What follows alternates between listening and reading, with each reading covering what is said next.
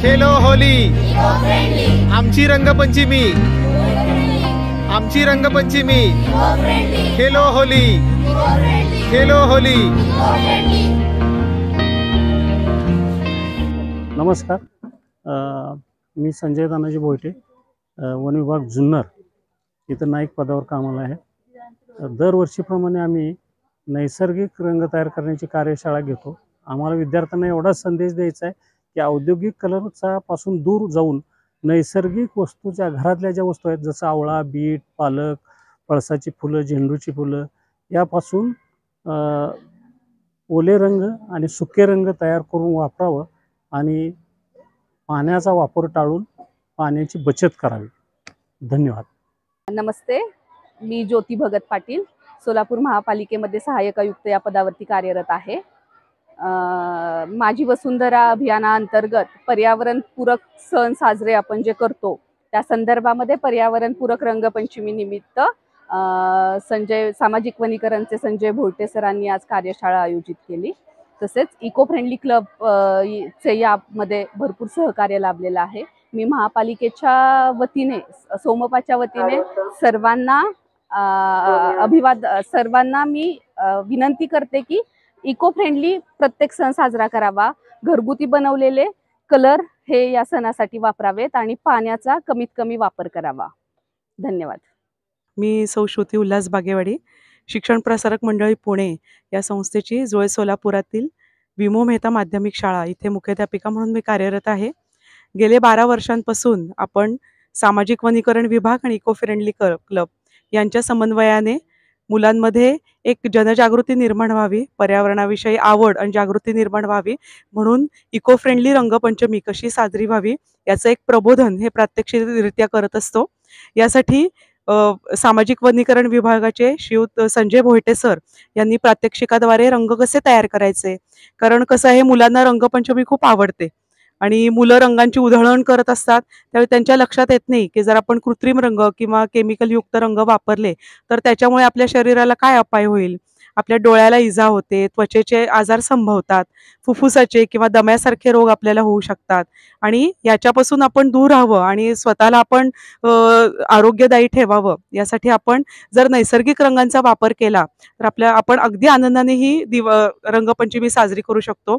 मग त्यासाठी भोयटे सरांनी प्रात्यक्षिकाद्वारे दाखवलं की आपण पिवळा रंग कसा बनवू शकतो। आपण डाळीचं पीठ वापरू शकतो किंवा झेंडूची फुलं असतात, शेवंतीची फुलं असतात, त्याच्या पाकळ्यांपासून आपण पिवळा रंग बनवू शकतो। मेथी, पालक, कोथिंबीर सारख्या पालेभाज्या आहेत त्याद्वारे आपण हिरवा रंग बनवू शकतो।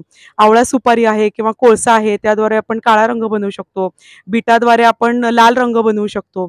असे वेगवेगळे रंग हे आपल्या निसर्गातच जे उपलब्ध झाडं आहेत, फळं आहेत, फुलं आहेत, पानं आहेत किंवा घरातले काही पदार्थ आहेत स्वयंपाकघरातले, तर त्याच्याद्वारे आपण कसं काय हे रंग बनवू शकतो ह्याचं अगदी छान प्रबोधन त्यांनी मुलांना केलं आणि आमची मुलं नक्कीच याचा उपयोग करतील। रंगपंचमीच्या वेळेस ते स्वतः हे रंग तयार करतील आणि मग आनंदाने ही रंगपंचमी साजरी करतील।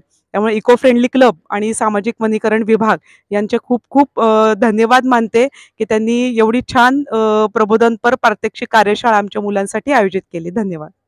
नमस्कार, माझे नाव आहे जागृती विनोद बनसोडे।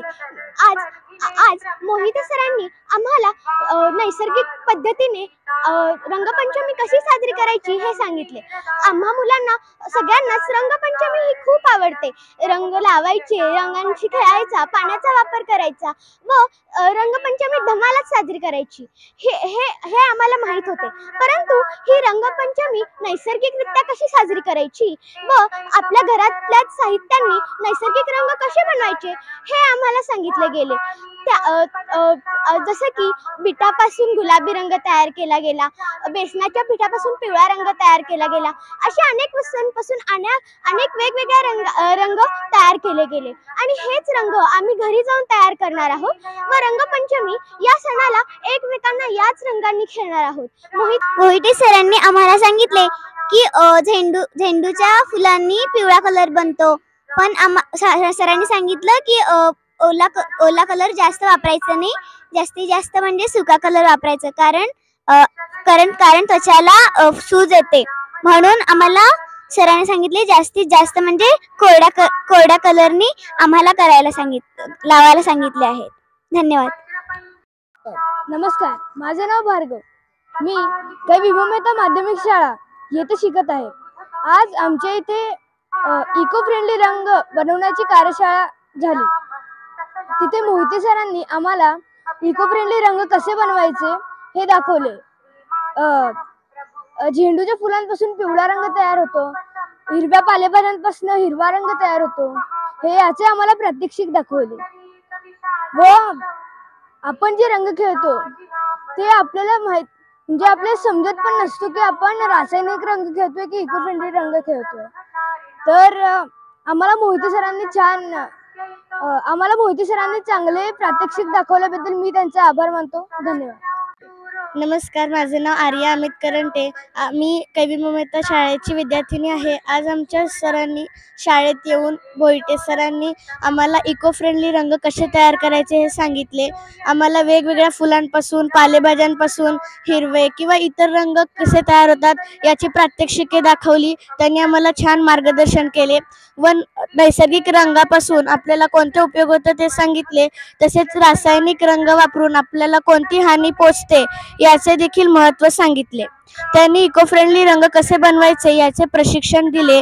त्यामुळे आम्हाला खूप माहिती मिळाली. हीच माहिती मी माझ्या घरच्यांना देखील सांगेन, माझ्या मित्रमैत्रिणींना सांगेल व हे कलर कसे बनवायचे याचे सर्वांना सांगेन. त्यांनी आम्हाला ही माहिती सांगितल्याबद्दल आणि इको फ्रेंडली रंग कसे बनवायचे याची माहिती सांगितल्याबद्दल धन्यवाद.